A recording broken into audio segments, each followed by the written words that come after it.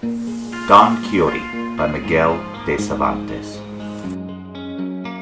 At 940 pages, it is a daunting task to read the story, but it's still well worth it. The book, often referred to as the first modern novel, is 400 years old and was originally written in Spanish.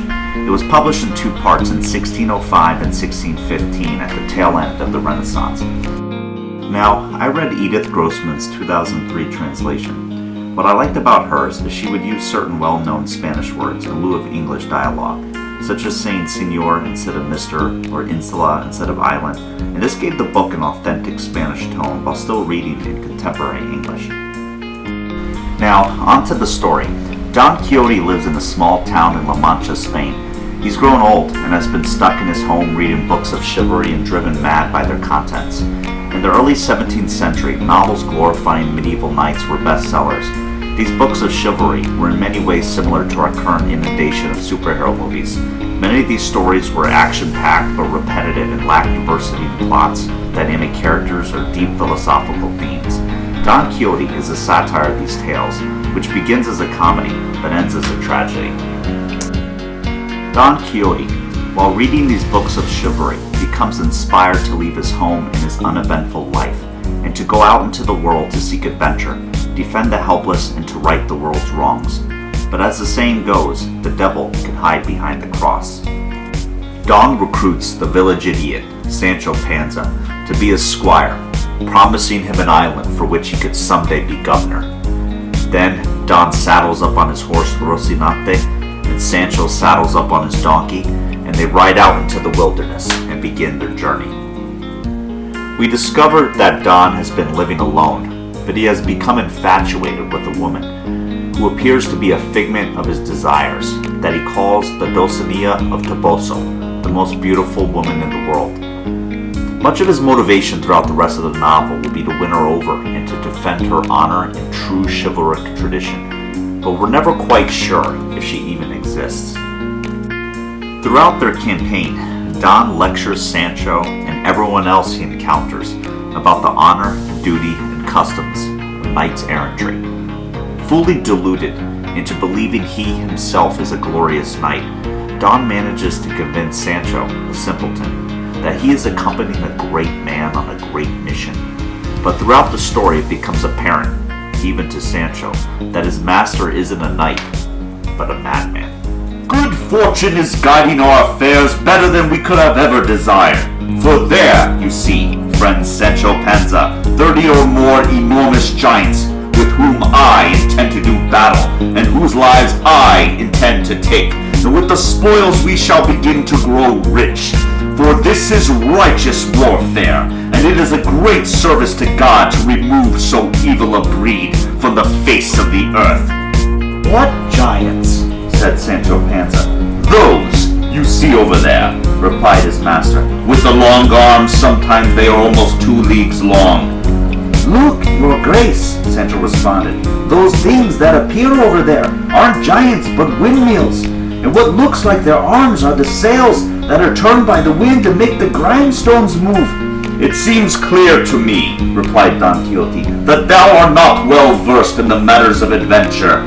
These are giants, and if thou art afraid, move aside and start to pray, whilst I enter with them in fierce and unequal combat. And commending himself with all his heart to his lady Dulcinea, asking that she come to his aid at this critical moment, and well protected by his shield with his lance in its socket, he charged at Rocinante's full gallop, and attacked the first mill he came to.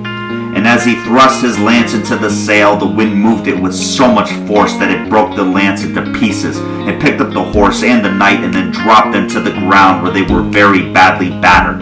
Sancho Panza hurried to help as fast as his donkey could carry him, and when he reached them he discovered that Don Quixote could not move because he had taken so hard a fall with Rocinante. Later, Rocinante, unleashed, will have his way with a group of ponies belonging to a large group of men. They then hit the horse with their staffs, and Don Quixote, seeing this, vows revenge. What the devil kind of revenge are we supposed to take? Sancho responded. If there are more than 20 of them, and only 2 of us, or maybe only 1.5. I am worth 100, Don Quixote replied, and without making more speeches, he grasped his sword and rushed at the Yanguesians, and Sancho Panza, incited and moved by his master's example, did the same. The Yanguesians, who saw themselves attacked by only 2 men when there were so many of them, had recourse to their staffs, and surrounding the 2 men, they began to rain blows down on them with great zeal and eagerness. In another infamous scene, Don Quixote refuses to pay after staying at an inn, simply because he has never read a book of chivalry before where a knight had to pay for anything. He simply rides off and leaves Sancho behind, where he is grabbed by a mob of angry patrons who weren't paid for the services. They then proceed to throw Sancho onto a rug and toss him up to the sky over and over, a scene that apparently traumatizes Sancho with PTSD, as he references it throughout the rest of the novel. Where there are inns, Don sees castles. Windmills are evil giants in his mind. A barber's bowl for collecting clippings is a magical helmet. And mixed concoctions of olive oil and rosemary are magical potions that can cure any ill.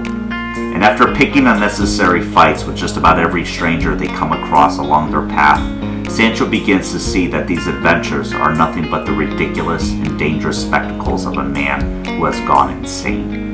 But his mental illness is a rather peculiar one, for he is lucid for much of the story, engaging in elegant rhetoric, but in issues of knights errantry, he is completely crazy and incapable of comprehending reality. Whereas Don believes he is defending maidens, protecting widows, and coming to the aid of orphans and those in need, he is really just a danger to society and a danger to himself. Throughout the story, other secondary characters will often play along with his delusions with both altruistic and vindictive motives, and go along with his fantastical fantasies, often laughing at them from behind their backs. While the story begins with hundreds of pages of funny scenes and dialogue, it eventually settles on a sad tale in part 2, chronicling the tragedy of a man without his senses and without a life of meaning. And although the simple Sancho eventually realizes the madness of his master, he still holds on to the false hope that he will one day become governor of an island and make something of himself and his family name. But after Don's worldview clashes with reality over and over, he simply blames enchantment and the work of enchanters, never questioning his beliefs.